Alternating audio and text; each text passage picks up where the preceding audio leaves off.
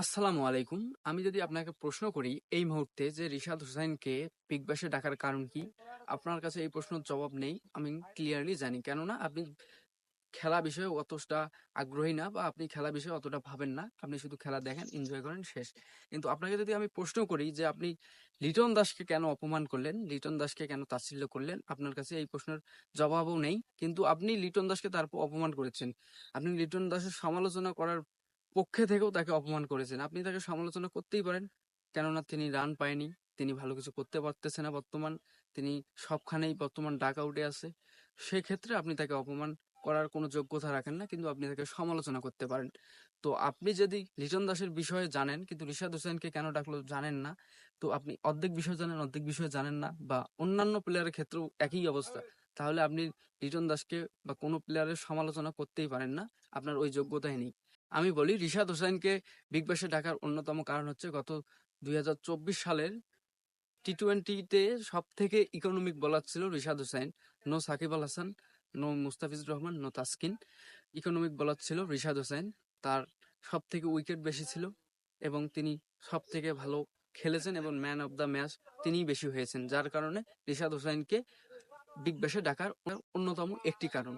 এই রিশাদ হোসেন যদিও বিগ ব্যাশে সেভাবে সাড়া দেয়নি বা বিসিবি তাকে সময় দেয়নি, 9 দিনের ছুটি দিয়েছিল বিসিবি। 9 দিনের জন্য তিনি কি করবেন কি না করবেন এ কারণে তিনি বিগ ব্যাশে যাননি এবং পরবর্তী সময়ে আরেকটি গণমাধ্যমে জানা যায় যে বরিশাল তাকে 10 দিন সময় দিয়েছে যে তিনি 10 দিন দেশের বাইরে গিয়ে বা বিগ ব্যাশে খেলে আসুক।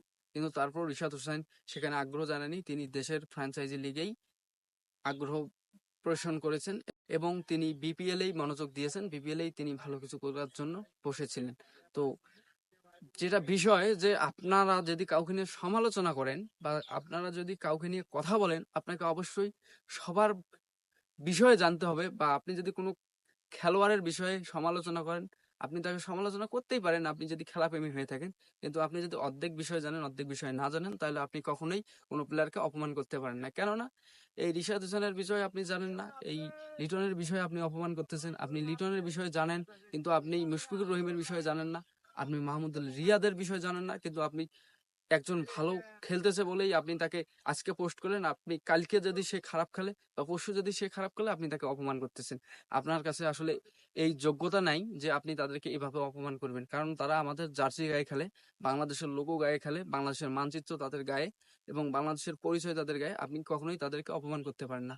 আমরা এমন একটি পর্যায়ে চলে যাচ্ছি যে ইংরেজদের শাসন আমরা নিয়ে আসতেছি এবং ইংরেজদের কালচার আমাদের দেশে নিয়ে আসতেছি। আমরা বাঙালি, আমরা ভাতে মাছে বাঙালি। আমরা সবসময় পজিটিভলি চিন্তা করব, আমরা সবসময় ভালো কিছু উপহার দেওয়ার চেষ্টা করব, আমরা উৎসাহিত করব, আমরা কখনো কোনো প্লেয়ারকে অপমান করব না।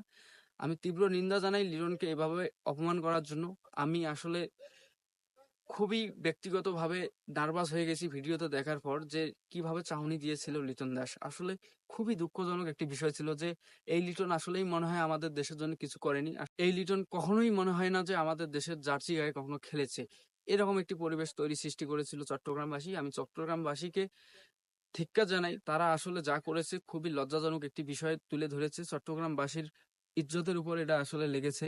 কেননা পরবর্তী সময়ে যদিও তারা এখন পর্যন্ত চট্টগ্রাম কোনো পজিটিভলি পোস্ট করেনি লিটনকে নিয়ে বা লিটনের বিষয়ে কোনো ওই দর্শকদের বিষয়ে কোনো কারো বিষয়ে কোনো কিছু বলেনি। এটা আসলে খুবই লজ্জাজনক একটি বিষয়। ধন্যবাদ।